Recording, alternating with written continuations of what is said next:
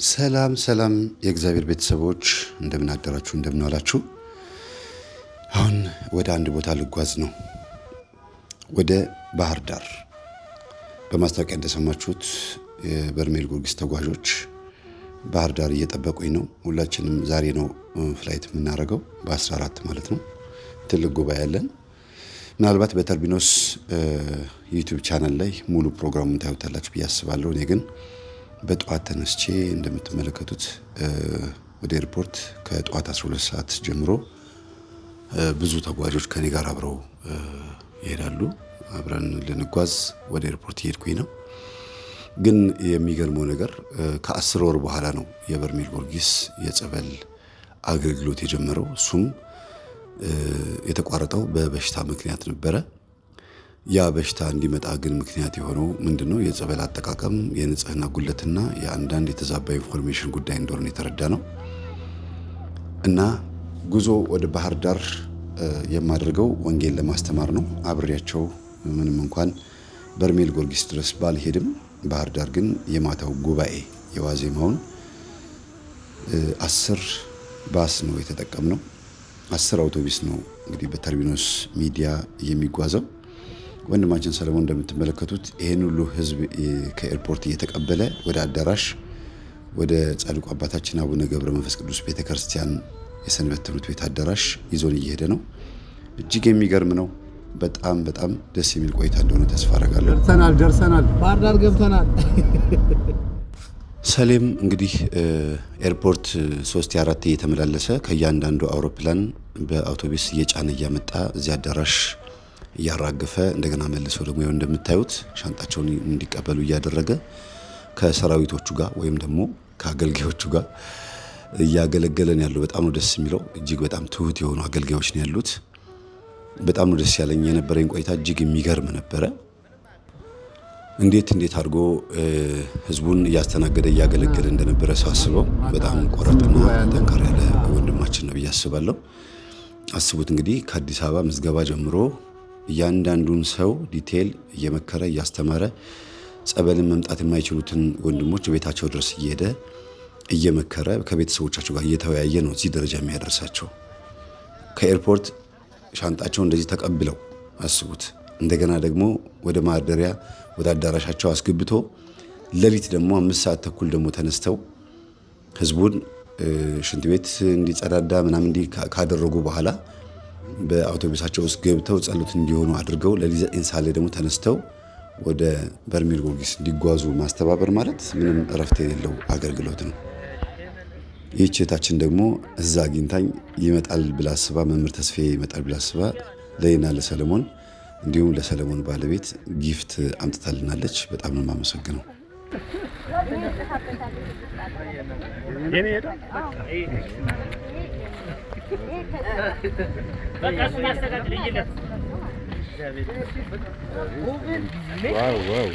በደንብ ቅረጽ ነው። እናመሰግናለን ቤታችን። እሺ ተባረክ። ስምሽ ማን ነው? ያንቺ ነው? ይደዛ ኮርጀናል። ደስ ይላል። ሰሪ አሳይኝ። በጣም የምፈልገው ሰዓት በሆነ ኤክሴል የሚባለው ሰዓት ነው። እግዚአብሔር ይስጥልኝ። አመሰግናለሁ። በሚቀጥለው ወደ በርሜል ጊዮርጊስ ለመጓዝ ምዝገባ የምትመዘገቡ ቤተሰቦች ወንድማችን ሰለሞን በተርቢኖስ ሚዲያው ላይ ያስተላለፈውን መልእክትና ቅድመ ጥንቃቄና ሁኔታዎችን በደንብ ማዳመጥ እንዳለባችሁ የተረዳሁት። እኔ ራሴ ብዙ ማላውቀው ነገር ነው ማታ መልእክት ሲተላለፍ የነበረው። ሰው በጣም አስቸጋሪና ደፋር ነው። መመሪያ በደንብ አይከተልምና መመሪያዎቹን ብትከተሉ ጥሩ ነው ብዬ አስባለሁ። እግዚአብሔር አምላካችን የምንወጣበት የምንገባበትን ነገር ይርዳን። መልካም ጉዞ ብለናል ለተጓዦችና ለተጠማቂዎች።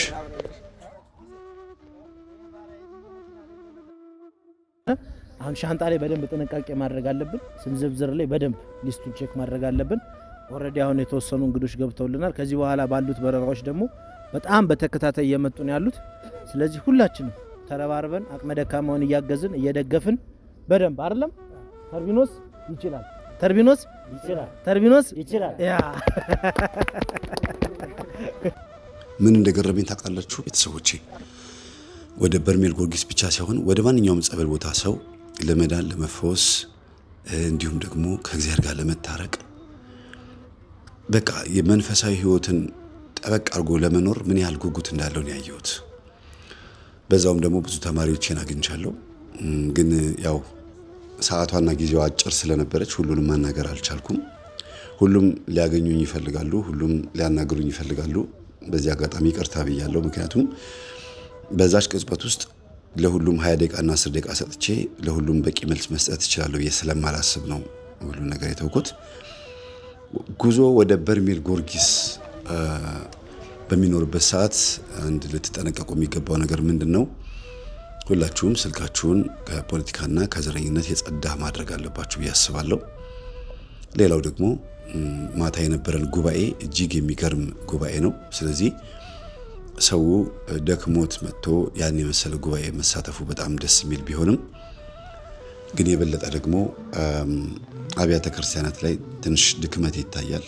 በተለይ ባህር ዳር የሚሆን ሌላ ቦታ ላይ በጣም ብዙ ሕዝብ መጥቶ ቤተክርስቲያን ሊሳለም ወይም ደግሞ ያን ቤተክርስቲያን እንደ ማረፊያ ተጠቅሞ ወደ ሌላ ቦታ ወደ ጸበል ሊጓጓዝበት እንደ ማረፊያ ሲጠቀምባቸው ካህናት፣ አገልጋዮች መጥተው ሰንበት ተማሪዎች መጥተው የማገልገል ነገር አላይም። ምናልባትም ሰንበት ትምህርት ቤቱ 2-3 ፕሮግራም መሪዎችን ሰጥቶን አዳራሽ ፈቅዶልን ሞንታርቦ ሰጥቶን አስተናግዶናል ብዬ አስባለሁ። ግን ከዛ በተጨማሪ ይህን ሁሉ ህዝብ ከተለያየ ዓለም ከውጭም ከክፍለ ሀገርም ከኤርትራም ከሁሉም ቦታ ላይ ተሰባስቦ መጥቶ የአንድ ቀን አዳር የሚያደርግ ቢሆንም ግን ከዚህ ህዝብ ጋር አብሮ ጸሎት ለማድረግ ምህላ ለማድረግ ካህናት ከኛ ጋር አላየናቸውም። ከኛ ጋር አብሮ የተጓዙ አባትን ነው ያገኘ ነው። እኛ አባት ታውቋቸዋላችሁ። በላይቭ ላይ አንድ ጊዜ አንድ እህታችን አስገብቼ አባቷን ካህኑን ለማስጠመቅ ወደ ጸበል ቦታ ይዘናቸው እንደምንሄድ ቃል ገብተን ነበረ። እሳቸው ነው ሲያግዙ ነው የነበሩት። ግን ብንችል እንደው እባካችሁን አባቶች እንደዚህ ጉዞ የሚያዘጋጁትን ወንድሞቻችንን ብታግዟቸው መልካም ነው ብዬ አስባለሁ። እነሱ ያን ሁሉ ህዝብ ካስተባበሩ እናንተ አንዲት ደቂቃ ወይም ደግሞ አንድ ምሽት ከነዚህ ህዝብ ጋር ከነዚህ ወጣቶች ጋር ለመቆየት ምን እንደሚያዳግታችሁ ምን እንደሚከብዳችሁ አላቅም። ምግብ ማዘጋጀት፣ ዳቦ መቁረስ፣ ጥሩ ምግቦችን ለእነዚህ ሰዎች ማደራጀትን የመሰለ ነገር የለም። ትጠቀማላችሁ፣ ኢኮኖሚካሊም ተጠቃሚ ነው የምትሆኑት። ከዛ ጎን ለጎን ደግሞ ተባርኩታላችሁ ይሄን ህዝብ እና እንደው ታሳቢ ቢሆን ብዬ አስባለሁ። አሁን እስቲ ወደ አንድ ገዳም ለመሄድ አስበናል። ከሰሌ ጋር ባለችን ሰዓት ለመጠቀም ፈልገን ነው።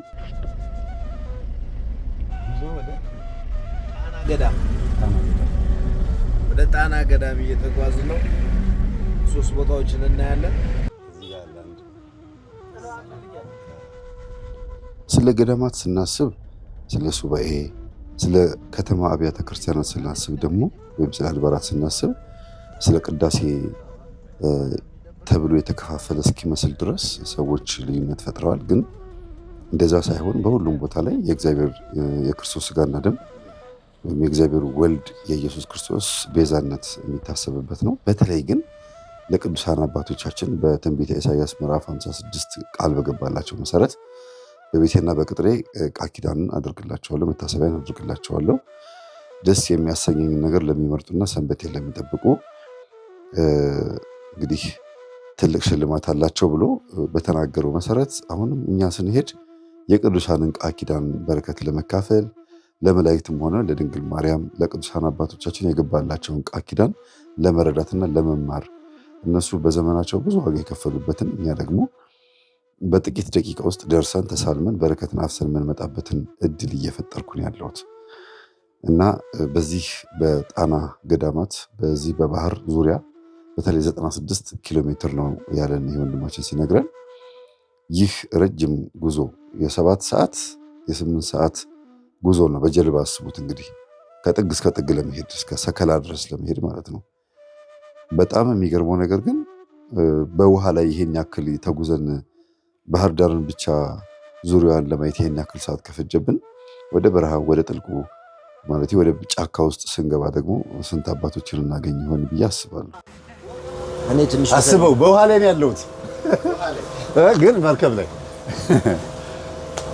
ሰውየው ፕሮፌሰሩ እንዳልክ ታውቃለህ እንደዚህ እንደ ወንድማችን በጀልባ ይዞት እየሄደ እና ግን እንደዚህ አይደለችም ጀልባዋ እንደዚህ የምትቀዘፍ ነች ተምረሃል ይለዋል አይ አልተማርኩም አይ ብትማር ጥሩ ነበረ የህይወትን አንድ አራተኛ አታህል አለው እሺ ቋንቋ ትችላለህ ኧረ እኔ አልችልም እያለ በቃ እንዲያል የህይወትን አንድ አራተኛ አታህል አለው እያለ ህይወቱን አንድ አራተኛ አሳጣው መጨረሻ ላይ ማዕበል ተነሳ ጋሼ ዋና ይችላል አለው አልችልም የህይወትን አራተኛ አታህል አማራጭ የለም ስለዚህ ምንድነው አንዳንዴ ሁሉም በቦታው ፕሮፌሽን ነው አዎ ሐዋርያት በውሃ ላይ ነበረ ስራ እየሰሩ ጌታችን ያገኛቸው የውሃ ላይ ኑሮ የሚገርም ነው በጣም ብዙ እናትና አባቶቻችን በውሃ ላይ አሳ እያጠመዱ የተለያዩ ነገሮች እያደረጉ ራሳቸውን አስተዳድረዋል የሚገርም ህይወት ነው የምታዩት በዚህ ቦታ ላይ አሁን ወደ ክብራን ገብርኤል እየሄድን ነው በባህር ላይ መሄድ በውሃ ላይ መሄድ ብርቅ ሆኖ አይደለም ግን አባቶቻችን ከከተማ ርቀው በባህር ተሻግረው እንዲህ ያለ ጉዞ የ3 ሰዓት የ4 ሰዓት የጀልባ ጉዞ በትንሿ ጀልባ ከሆነ 5 ሰዓት ጉዞ በሉት በዚህኛው ከሆነ ደግሞ የ2 ሰዓት የ3 ሰዓት ጉዞ ነው እና ተጉዘው ሄደው ከሰው ርቀው በአርምመው በሱባኤ በተመስጦ በጸሎት ለመቆየት የሚያደርጉት ጥረት ነው እንደዚህ እንድንጓዝ የሚያደርገን እንጂ እንደው ሌላ የተሻለ ቦታ አግኝተው ወይም የሚያምር ሰፈር አግኝተው አይደለም እና ወደ ክብራን ገብርኤል እየሄድን ነው ምን ማለት እንደሆነ አባቶችን እንጠይቃለን እግዚአብሔር ከኛ ጋር ይሁን እንግዲህ ሰሌ እዚህ ጋር ተኝቶ ነው የምታዩት ምክንያቱም ሌሊቱ ሙሉ ሲያስተናግድ ነው የቆየው 10 አውቶቡስ ሙሉ ሰዎች ስም እየጠራ ሰልፍ ሲያሰልፍ ጣልቃ የሚገቡ ሰዎች እንዳይገቡ ሲጠነቀቅ እንዲሁም እቃቸውን መኪና ላይ ሲጭን ከዛም አልፎ ደግሞ በጸሎት ሲያስከፍትና ሲያዘጋ ሌሊቱ ሙሉ መርሃ ግብር እንዳያችሁት ሲሰራ የቆየውና ለምንስ አይደክሙ የሚገርማችሁ ክብራን ገብርኤልን ሳታይ አትመለስም ብሎኝ ራሱን ይዞኝ እየመጣ ያለው እሱ ትንሽ ጀልባው ላይ አረፍ ብሎ እኛ የ1 ሰዓት ከ30 ደቂቃ መንገድ ተጉዘን እዚህ ቦታ ላይ የደረስነው ገዳሙ ላይ ማለት ነው እና በጣም ደስ ይላል በእርግጥ በባህር ላይ እየተጓዝን አንድ ደስ የሚል ነገር እየነገረ የነበረ ጀልባውን የያዘ ወንድማችን በዚህ በባህር ዳር ዙሪያ ያሉት አብያተ ክርስቲያናት ክብረ በዓል በሚሆንበት ጊዜ ህዝቡ በጀልባ እየተጓዘ እየመጣ ግልብጥ ብሎ በዓላትን ያከብራል እያለኝ ነው እስቲ አብረን እናድምጠው ስለ በዓታ ማርያም እየነገረ የነበረ የሚገርም ነው ማን በዓታ ነው ያልከኝ በዓታ ማርያም ሰንሰላ በዓታ ትባላለች እና ያው ታህሳስ 3 ነው ክብረ በዓሉ የሚከበረው እጅግ በጣም በተለየ ሁኔታ ማለት በጣም ብዙ ህዝብ ባለበት ሁኔታና በደማቅ ሁኔታ ነው የሚከበረው ኦኬ በጣም ታዋቂ ቦታ ነው ማለት ነው አዎ ታዋቂ ቀበሌ 13 ነው የምትገኘው የሚባለው አዎ በዚህ ዳሩ ዙሪያውን ብዙ ቤተክርስቲያን አለ ማለት ነው አዎ አለ ከተማው ላይ ያሉ ወደ ሐይቁ ስንገባ ደግሞ እዚህ የምታያቸው ፊት ለፊት ክብራን ገብርኤል ጦስ ኢየሱስ ዘጌ ፊት ለፊት የምናየው ደግሞ ዘጌ የሚባለው ዘጌ ማለት ዘጌ ላይ እንግዲህ የቦታው ስም ነው ዘጌ እንግዲህ 25% በየብስ የተገናኘ ነው 75% ደግሞ በውሃ የተከበበ ዘጌ ውስጥ ብዙ ቤተክርስቲያኖች አሉ በጣም ጥንታዊ የሚባሉ እነ ቁራ ኪዳነ ምህረት እነ አዝዋ ማርያም በትረ ማርያም እንዲሁም ጊዮርጊስ ሌሎችም ብዙ ታሪካዊ ቤተክርስቲያኖች አሉ እዚህ ጋር የተፈጠረውን ነገር ብትሰሙ በጣም ነው የምትገረሙት ስለ ዘንዶ እየነገረኝ ወይም ስለምንሄድበት ገዳም ስለ ክብራን ገብርኤል እየነገረኝ የገጠመን ነገር እዩ ያ ትልቅ ዘንዶ ህዝቡ እየመጣ ወተት የተለያየ ነገር እያመጣ ለህዝቡ ዳምልኮ የሚያመልኩበት ዘንዶ ነበር ቤተክርስቲያን ምንድነው አይ ድንጋይ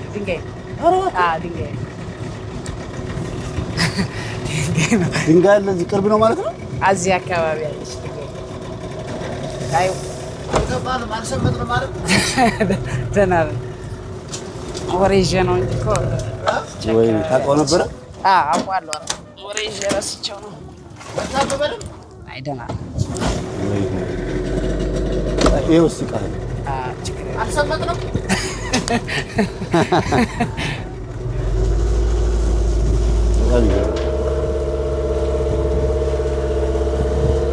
ወይ ቃህን ጎዳብህ በእናትህ። እስኪ ይኸው አትተኸው እስኪ በል እውነት ስንቆማ ያዋለች እዚህ ጋር በምን ታውቀዋለህ? እዚህ ጋር ድንጋይ መኖሩ አለ እናውቀዋለን እኛ በልምድ።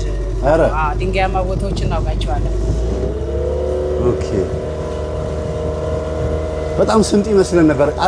ቅርብ የሆነም አለ እዚህ አካባቢ ድንጋያማ ቦታዎች አሉ ነው እንጂ ወደ ማል ስትሄድ ሀይቅ ነው። አሁን እዛ ጋር ላየው ይታያል። ወፏ የቆመችበት ድንጋያችን የምንጠቀማት እኛ በአቋራጭ ለመሄድ ነው እንጂ እዛኛው ዞረ ነው የሚካሄደው። እናትህ እቃህን ጎድቶብህ እንዳይሆን አጋጣሚ ሆኖ ውሃ ላይ ስለሆነ ሲያገኘው መከዋ ነው ከፍ የሚያደርጋት እንጂ አይጎዳም። ምንም አይፈጠርም። ምናልባት ብሎችም ተሽከርካሪዋን እና የሚሰብራት እንጂ ሌላ አደጋ እኮ አይፈጠርም። ገርማ ይሄ ደግሞ ምን ሻርክ መጣ እንደ ብዬ የሆነ አሳ ነባሪ ሊገለብጠን ነው መቼም የአዲስ አበባ ልጅ እና የወላችሁ በባህር ላይ መጓዝ እንደዚህ ያጋጥማል። እኔ በጣም ነው የገረመኝ። እኔ በፒስታ መንገድ ወይም በኮረኮንች በአስፋልት ላይ ነበረ ድንጋይ ያጋጥማል ብዬ የማስበው፣ ግን የሚገርም ነው በጣም። በአንድ ባህር ላይ ሁለት ውሃዎች አይቀላቀሉም። ውሃ ነው ግን አይቀላቀልም።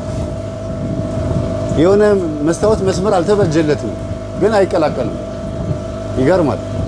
ተጠባብቀው ይኖራሉ። የመለኮት ስራ ልክ ስጋን መጥቶ ሲዋሃደው መለኮት ፍጹም ተቀይሮ ስጋ አልሆነም፣ ስጋ ተቀይሮ መለኮት አልሆነም እንደሚባለው አባይና ጣና ሳይቀላቀሉ ከላይ በላይ ወለ ተሸኝቶ ይላል።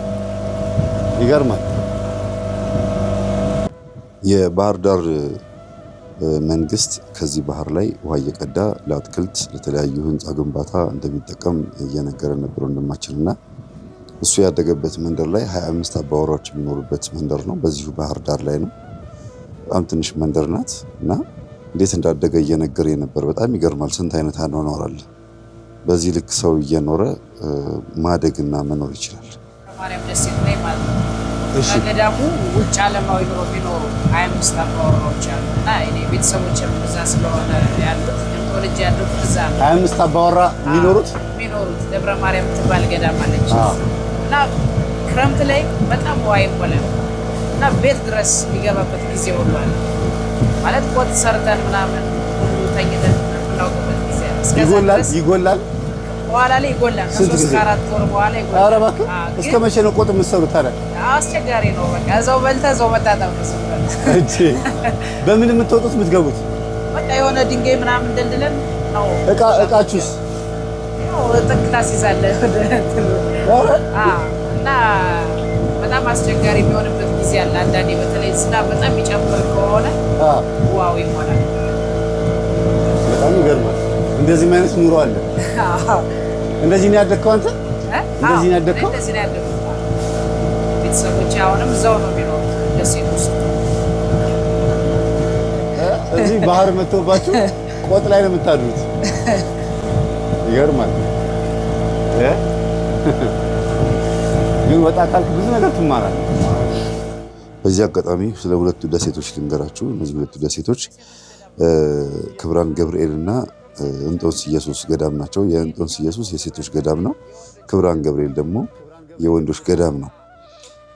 እና ወደ እንደዚህ አይነት ቦታ ብዙ ጊዜ የምትመላለስ የነበረች አንዲት የአዲስ አበባ ዩኒቨርሲቲ ተማሪ የነበረች ልጅ ነበረች እና ዓለም በቃኝ ብላ በግራጁዌት ባደረገች በሳምንቷ ወደ ገዳም ገብታለች እና ፍቅረኛዋ ሊጎበኛት መጥቶ ሂድ እስቲ ወደ ከተማ ገብተህ ከኤችአይቪ በሽታ እንደዳንክና እንዳልዳንክ ተመርመርኔ ስትድን አይቻለሁ አለችው። እና በጣም የሚገርመው ነገር እንደሚድን ስለነገረችው ሄዶ ሲመረመር ቫይረሱም የለበትም። ከ3 ወር በኋላ ሲመረመር ቫይረሱ የለበትም እና እኔም እንዳንቺ መመንኮስ እፈልጋለሁ ሲላት፣ የሚገርምህ አንተ ነበርክ ገዳም ገብተህ እንድትመነኮስና እንድትመንን የተጠራኸው፣ እኔ አልነበርኩኝም። እዚህ መተህ ልታይ ባትጠራ ኖሮ ይሄን ሀሳብ አታመጣም ነበርና ይገርማል። እኔ አሁን ወጣ ክፍልሽ አይደለሁም ተመለሽ ውጪ ተብዬ ከገዳም ልወጣ ነው፣ አንተ ነበርክ ለካ የተጠራችሁ ብላ እሱን መናኛ አድርጋ የተመለሰች እህት ታሪክ አውቃለሁ። በጣም ከሚገርመኝ ታሪኮች ውስጥ አንዱ ይሄ ነው። ሲፓራና ሚራዥ የሚገናኙት እዚህ ነበር። ታስታውሰዋለህ? አዎ የይስማዕከ ወርቁ ይህ ክብራን ገብርኤል ነው። ከኋላ የምትመለከቱት ወደ ውስጥ ገብተን ልናይ ነው። ይሄን ሳናይ አናልፍም ብለን ወደ ክብራን ገብርኤል እየገባን ያለ ነው። አብራችሁን ተከታተሉ። በጣም ነው ደስ የሚለው። መሀል ደሴት ላይ የወንዶች ገዳም ነው። የሴቶች ገዳም ማን ያልከኝ?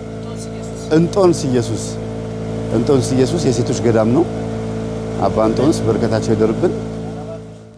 እንዲህ አይነት ባህር ላይ ስንሳፈፍ አንድ ትዝ የምትለኝ ቅድስት አለች። ቅድስት ሶፊያ ትባላለች። ልጆቿን ለማስጠመቅ ወደ ገዳም እየሄደች ማዕበል ተነስቶባት ማዕበል ሲያናውጣት ልጆቿን በጡቷ ደም ያጠመቀች ሴት ታሪኳን ደጋግሜ ሳስተምር ሰምታችሁ ሊሆን ይችላል።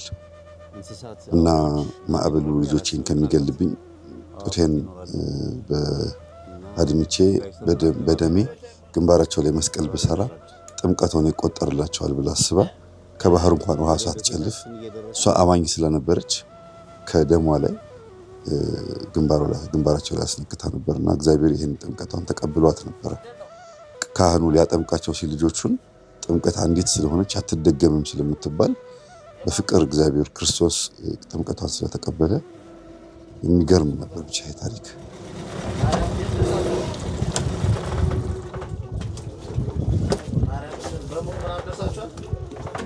እሺ፣ ደርሰናል። ማይክህን አብራት።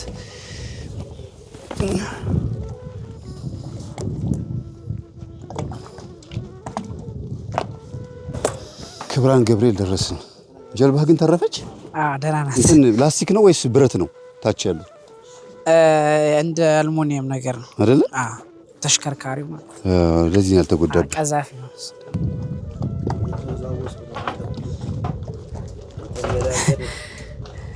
አንበሳው እቺ የምታክል ትንሽዬ ሞተር ናት። እንግዲህ ይሄንን ጀልባ ይዛው የምትሄደው በጣም ይገርማል። እሺ፣ ክብራን ገብርኤል ደርሰናል። አንድ አባት እያየን ነው። በረከታቸው ይደርብን። እንግዲህ እንደምን ዋሉ አባታችን? ደህና ዋሉ? እሺ እሺ። ስለዚህ እንውጣ ወደ ላይ። አብርሽ ትመጣለህ? መጣሁ።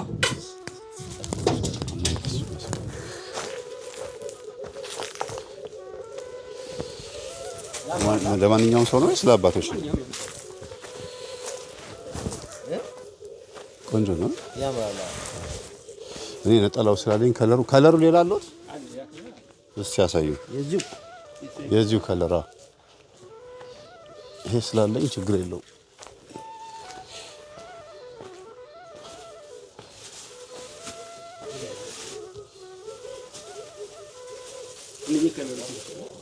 ይሄ ይሻላል። ለእኔ ይሻለኛል። ይሄ ከለር ብዙም የለኝም። ስንመለስ ይዘነው እንሄዳለን። አባታችን በዚሁ ነው የምንወጣው። እዚህ ጋር አድርጉልን።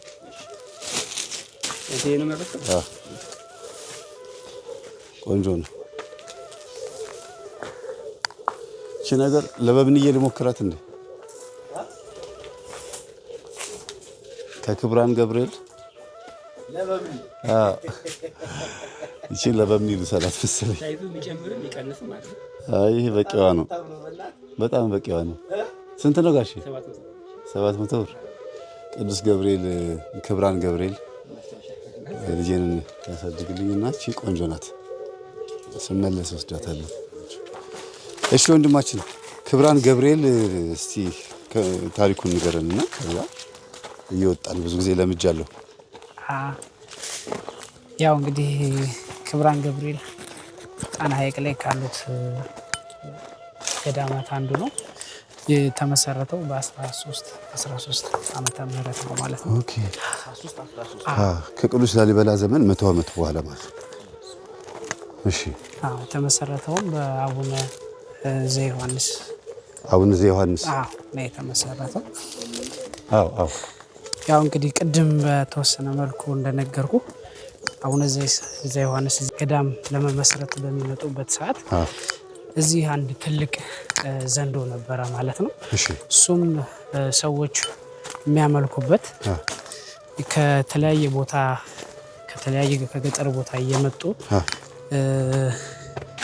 ምግብ የተለያየ ወተት ለዘንዶ ያመጡለት ነበር ማለት ነው። እና እሳቸው እዚህ ቦታ ለመመስረት ሲመጡ ያንን አዩና ምንድነው ብለው ሲጠይቋቸው ዘንዶ አምላካችን ነው በሱ ነው የምናመልከው ይሏቸዋል ሰዎቹ ማለት ነው። እና ከዛ በኋላ እሳቸው ሲመጡ ዘንዶ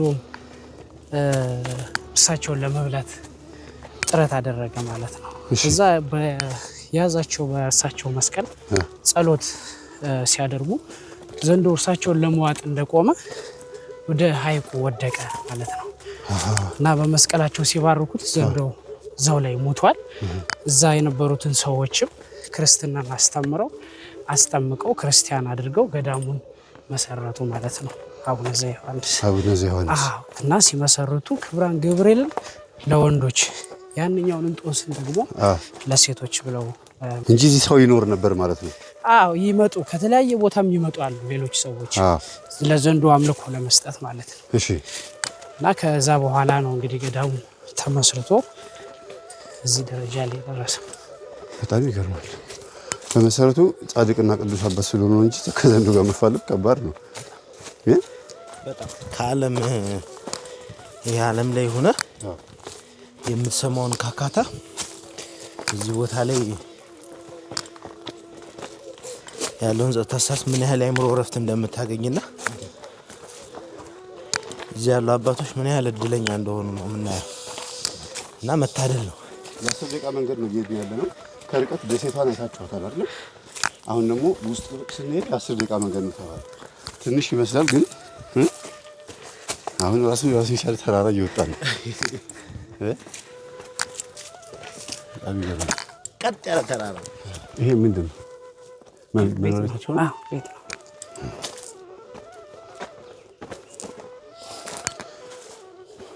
አንዳንድ መናኞች አባቶች ቤት ይሆናል እንግዲህ። የኖረ አባቶች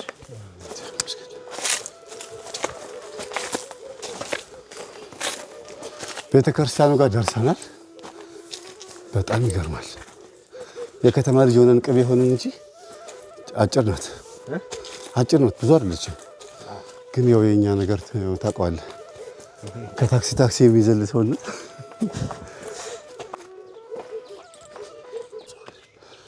ከዛኛ እንድለፍ ጫማ እንወልቃለን። ውስጠኛው ላይ ሲሆን እንጂ ችግር የለውም። ወደ ሙዚየሙ ስላለ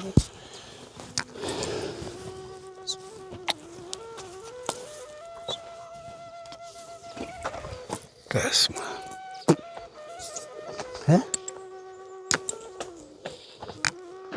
ወደ ውስጥ መግባት ትችላለህ። አለው መግቢያ። ኦኬ። ስለዚህ ቤተክርስቲያኑ አይከፈትም ታውቃለህ። አሁን ሌሎቹ ገዳማቶች ለቱሪስቶች ክፍት ናቸው። ለምሳሌ ፈረንጆች ገብተው ውስጥ ይጎበኛሉ። ይሄንኛው ግን ከመነኮሳት ውጭ ማንም ሰው መግባት አይችልም። የሚቀደሰው ራሱ በአመት አንዴ ነው። ለምንድን ነው? እንደዛ ነው ይባላል። ያኔ ነው ክብረ በዓሉ። ታህሳስ 19 ነው በ24 ታህሳስ 24 ኞችም ክፍት አይደለም። ማንኛውም ሰው ብሎ ገንዘብ ከፍሎ እና ውስጥ አይገባም።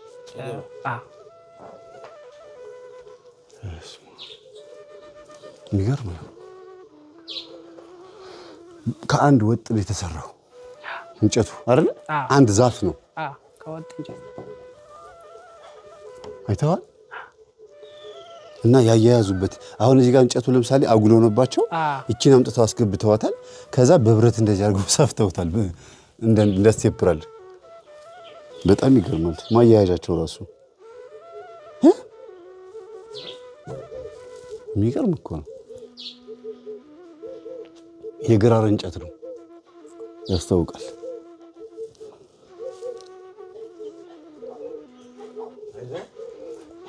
እንዴት እንዳያያዙት አይተሃል? ይሄን እንጨት ይኸውልህ እዚህ ጋር ራሱ እንዴት እንደሰፉት የጎደለውን ፓርት ማለት ነው። እንጨትም ይሰፋል።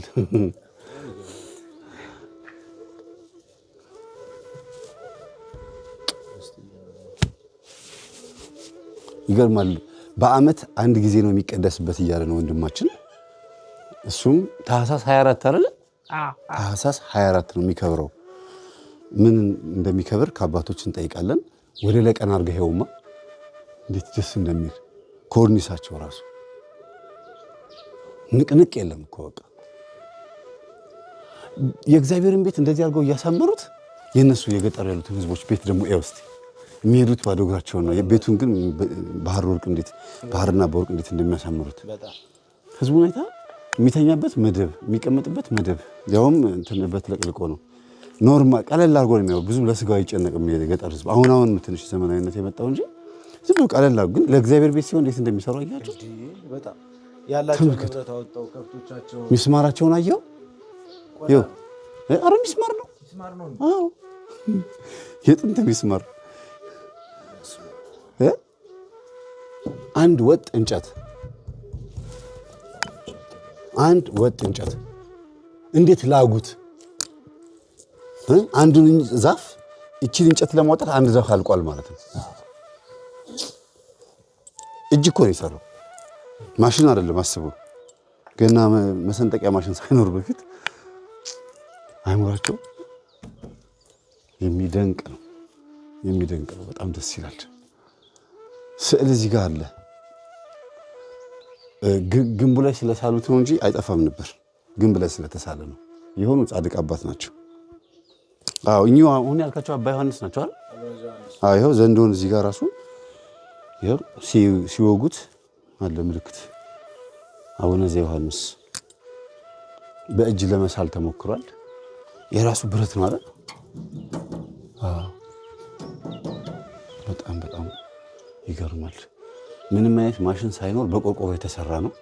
እንዴት አጣበቁት ስትል እያንዳንዱ ነገር ተቀጥቅጦ በብይድ ሳይኖር በፊት ብረት ከብረት ነው ያያያዙ። ሳይተዋል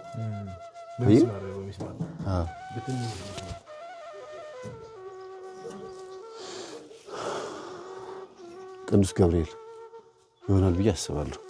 ከእንትኑ አንጻር ቅዱስ ገብርኤል ነው የሚሆነው። በአመት አንዴ ስለሚቀደስበት መሰለኝ ብዙም እድሳት ያልተደረገበት።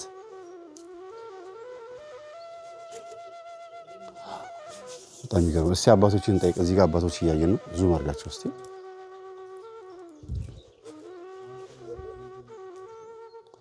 እነዚህን አባቶችን እንጠይቃቸውና ይሄ ደውል ነው። ደውል ነው? አዎ የድንጋይ ደውል ነው። ድሮ ጊዜ ብረት ደውል ባልነበረበት ጊዜ እዚህ ያሉ አባቶች ለተለያየ ሰዓት የሚጠቀሙባቸው የምግብ ሰዓት፣ የጸሎት ሰዓት፣ የተለያዩ እንትኖች የተለያየ ድምፅ አለው። እቺ መደወያ ነች። መረዋ የሚባለው ይሄ ነው፣ የድንጋይ ደውል። አሁን ድንገት አጉል ሰዓት እንትን እንዳላቸው ደውሉን ሰምተው ደግሞ እንትን እንዳይሉ አየር ላይ የሚያደርጉት ዌቭ እንዲፈጥር ነው።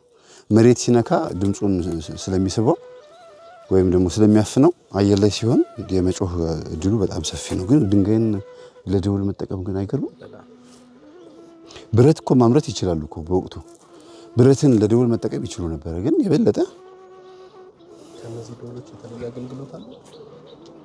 ከዚህ ደውል በፊት የነበረ ስለሆነ ቅርስነቱ አሁን ለቅርስነት የተቀመጠው ብዬ ነው እንጂ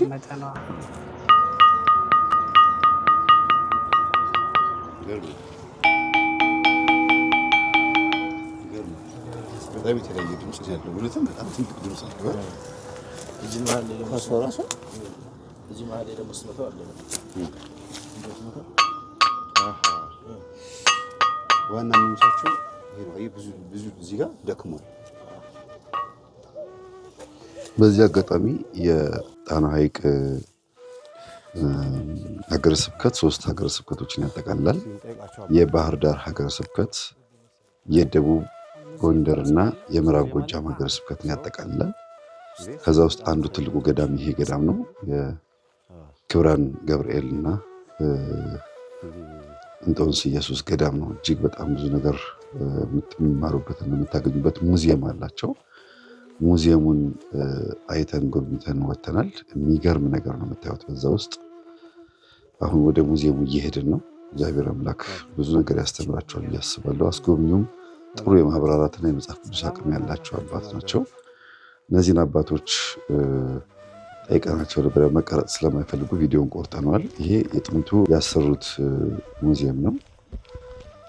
ከዛ በኋላ አዲሱ ሙዚየም ደግሞ ያው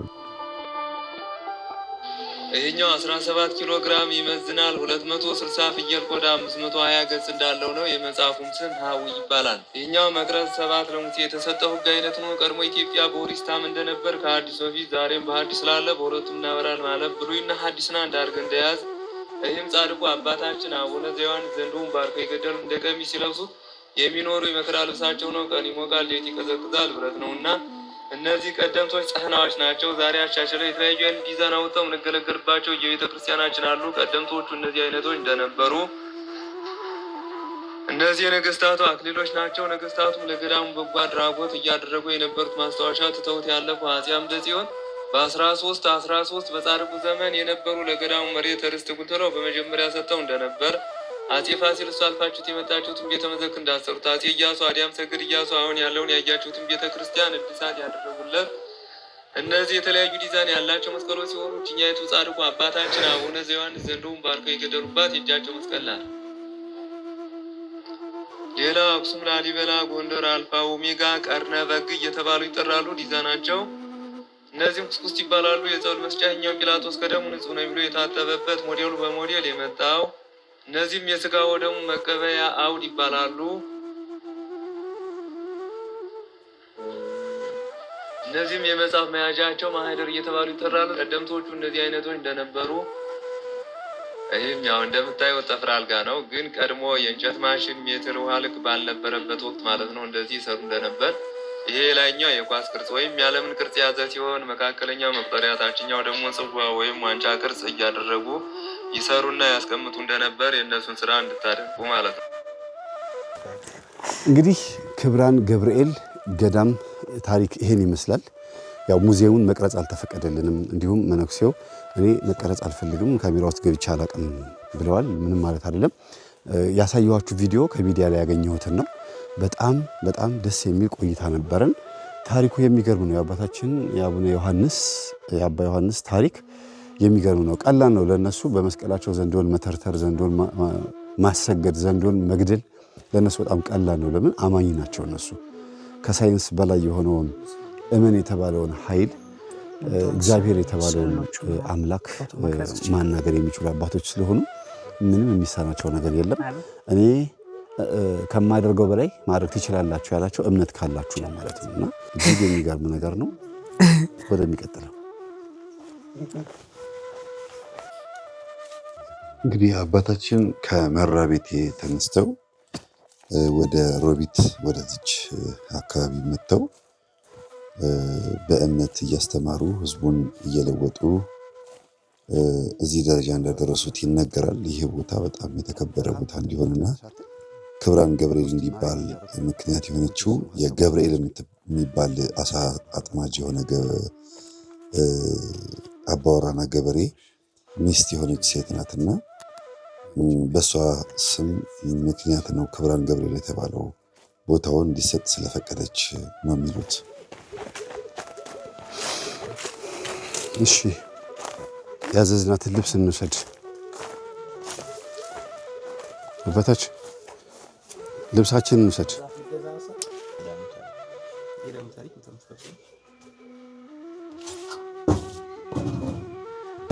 ክብራን የተባለው ለምንድን ነው? መጀመሪያ ቦታ ላይ ሲመጡ ባልና ሚስት ነበሩ እና የሴትዮዋ ስም ክብራን ነበር፣ ባልየው ሌላ ነበር።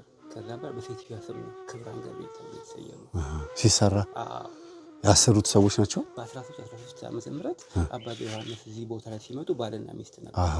በዛን ሰዓት በሴትዮዋ ክብራን ነው የምትባለው። በሴትዮዋ ስም ተደረገና ክብራን ገብርኤል አሉ። ግን ሁለቱ ባልና ሚስት እዚህ ሊኖሩ አይገባም ብለው ምን አደረጉ? በሴትዮዋ ስም የእንጦስ አሁን 1314 ዓመተ ምህረት በመቀጠል የተመሰረተው ይሄ አባቶች የአይናቶች እንዲሆን ታስቦ ነው። ከነ መቀነቱ ነው። ሴት ልጅ አለችኝ፣ የ7 ዓመት ልጅ አለችኝ። ይሆናታል። አይ ችግር ነው። አካውንት ነገር ነበር 22 04 98 638 አባ ወልደ ገብርኤል። ስንት ነው አጠቃላይ ከሱ ጋር አጠቃላይ የሁለታችን ነው 3900። ይህንን አሁን ሰለሞን ለብሶት ያያችሁትን ልብስ ሸማውን የሚሰሩት ራሳቸው ናቸው። በነገራችን ላይ ይህ ትልቅ ሙያ ነው፣ የተከበረና የተወደደ ሙያ ነው። ምክንያቱም ልክ በከተማ ውስጥ ስራ ከምፈታ ልጅ ላፋታ ብለው እናቶቻችን የማይሆን ነገር ውስጥ እንደሚገቡት ሁሉ መነኮሳትም ስራ ያጣ መነኩሴ ቆብን ቀዶ ይሰፋል ተብሎ ተተርቶባቸዋል። እንዲህም እንዳይሆን አባ እንጦንስ፣ አባ መቃርስ፣ አባ ጳውሊ፣ ሌሎችም መነኮሳት አባቶች ለህዝቡ ትልቅ አርአያ መሆን ስለሚፈልጉ የማይሰራ አይብላ የሚለውንም በተግባር ለመፈጸም እንዲሰርተው ህዝቡን ስራ ያስተምራሉ። ግን እነሱም ኃጢአት አይምሯቸው ኃጢአት እንዳያስብ ነው ይሄንን የሚሰሩት። እጅግ የሚገርም ነው። አይምሯቸው ኃጢአት እንዳያስብ ብለው የሚሰሩት ደግሞ የተባረከና የተቀደሰ ለከተማው ህዝቡም እጅግ በጣም የሚጠቅም ነገር ነው የሚያቀብሉት። የጥንት መናኞች የሰሌን ቆብ እና ዘንቢሎችን በመስራት ወደ ከተማ አምጥተው ሸጠው ገዳማቱን ያስተዳድሩ ነበረ። አባ መቃርስ በተለይ ዮሐንስ ሐፂር ይህንን በመስራት ይተዳደር እንደነበረ ታሪካቸው ይናገራል። ክራ እፈልጋለሁ፣ ተጨማሪም ስጠኝ ክር።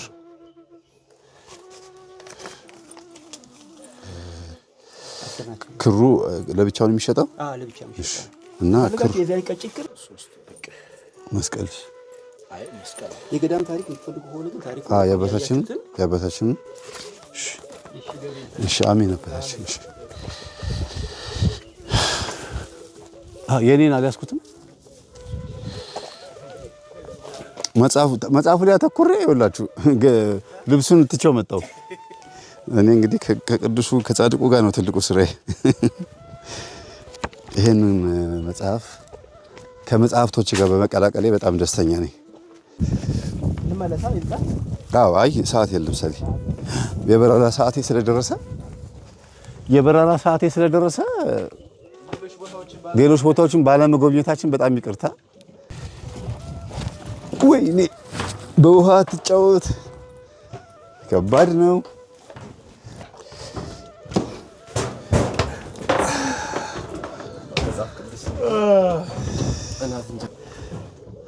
ጥሩ ነው። ልጀምር ነው።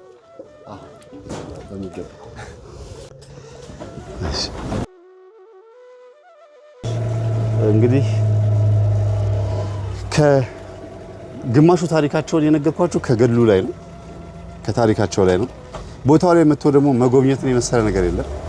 የቅዱሳንን በረከት መካፈል በጣም ደስ ይላል። ግን ከሁሉ ደግሞ የሚደንቀው ምንድነው ታውቃላችሁ? እነሱ የኖሩትን ኑሮ እኛ መተን አይተን ጎብኝተን ለእናንተ ስናስተላልፍ የኛ ስንፍና በደንብ በቂ መረጃ አለማቅረባችን፣ እናንተም ብትሆኑ ደግሞ ገዳማትን መጎብኘት አለመቻላችሁ። እነሱ 40 ዓመት 60 ዓመት እድሜ ልካቸውን መንነዋል። ያችን ግን መስማት ማየት እንኳን አልቻለም። በጣም ሰነፎች ነው። እኛም ፕሮግራማችንን ጨርሰን ወደ ኤርፖርት ነው የሄድነው። ብዙ ጊዜ ባለቀ ሰዓት ገዳማትን መጎብኘት ለመደብኝ መሰለኝ ተጣድፌ ነው ጠዋት ወጥቼ እንደገና ማታ የምመለሰው። ዛሬ ግን ያው ምን ያህል ሰዓት እንደሚፈጅብን ሰለሞን ቀድሞ ነግሮኝ ስለነበረ ዘና ብዬ ነው የሄድኩትና የመጣሁት። እሱ ብዙ ጊዜ እዚህ ሀገር ስለኖረና ብዙ ገዳማትን ስለሚያውቅ ግማሹ አስጎብኚ የራሱ ሰለሞን ነበረ። የሚገርመው ነገር እንዲህ አይነት ቦታ መተን ገዳማትን በምንጎበኝበት ሰዓት እድሜ ልክ የተኖረን የገዳምም ይሁን የማህበራዊ ኑሮ የህይወት ታሪክን እኛ በትንሹ ጨልፈን ነው የምንነካው፣ በትንሹ ጨልፈን ነው የምናዳምጠው እና የውሃ ላይ ህይወት፣ የውሃ ላይ ኑሮ፣ የውሃ ላይ ጉዞ ቀንም ሌሊትም በጀልባ በተለይም ዛሬ ዘመናዊ ጀልባ አየን እንጂ ጥንቱ ልጥና እንጨት አዘጋጅተው ነው በጀልባ አሳ የሚያሰግሩት ወይም ባህር የሚሻገሩት። በዘመናዊ ጀልባ የአንድ ሰዓት ተኩል መንገድ ከሆነ በባህላዊ ጀልባ ደግሞ ምን እንደሚሆን አስቡት። በመቅዘፍ በእጅ በመቅዘፍ ማለት ነው። እና እንዲህ አይነት ጀልባዎችን በምንመለከትበት ሰዓት ዘመኑን ብናደንቅ ቴክኖሎጂን ብናመሰግንም የእውነት እኛ ደግሞ የተባረከ ዘመን ላይ ያለ ነውና በጊዜ ቶሎ ብለን በእድሜያችን በገንዘባችን እውቀት ብንገበይ መልካም ነው ብዬ አስባለሁ። እግዚአብሔር ያሳየንን እግዚአብሔር ያመለከተንን በሙሉ ለሰው ማመልከት ስራችን ሆኖ በካሜራ ቀረጽ ነው እንጂ የሀገሬው ሕዝብ በሙሉ ታሪኩን ያውቀዋል። ላላወቀው ማሳወቅ የዚህ ሚዲያ ልምድ ስለሆነ የቅዱሳንን በረከት አካፍያቸዋለሁ። አባታችን አባ ዘዮሐንስ ወይም የዮሐንስ ተብሎ የተጠሩት አባት እንግዲህ ከሸዋ ተነስተው ወይም ደግሞ ከሩቅ አገር ተነስተው እዚህ ቦታ መጥተው የሴትና የወንድ ገዳም መስርተው እጅግ የተባረከ የተመሰገነ 700 ዓመት ዘመን አሳልፈዋል። በ1313 ዓመተ ምህረት የተመሰረተው ገዳም ይህን ይመስላል። እኛም የበርሜል ጊዮርጊስ ተጓዦች ቤተሰቦቻችንን ካሳየናችሁ በኋላ ያየነው የጎበኘነው ገዳም አንድ እንዲሆን ባንፈልግም ሰዓቱ ግን አልበቃ ብሎን አንድ ገዳም ብቻ ጎብኝተናል። ከአንድም 3-4 መጎብኘት እንችል ነበረ። ብንውል ብናድር ብዙ ባሳየናችሁ የብዙ አባቶቻችንን ቃል ኪዳንና በረከት ባካፈልናችሁ ነበረ። ግን እግዚአብሔር የፈቀደው ይህ ነው። ያው አዲስ አበባ ስንገባ ትዝታ ብቻ ነው የሚቀረው የትኛውም ሀገር ብትሄዱ። ስለዚህ ይህን ይመስላል መርሃ ግብራችን። ስላዳመጣችሁን እስከ መጨረሻ ታግሳችሁ ስላያችሁልን በጣም ነው የምናመሰግነው። እግዚአብሔር ያክብርልን። ሰላሙ ነው።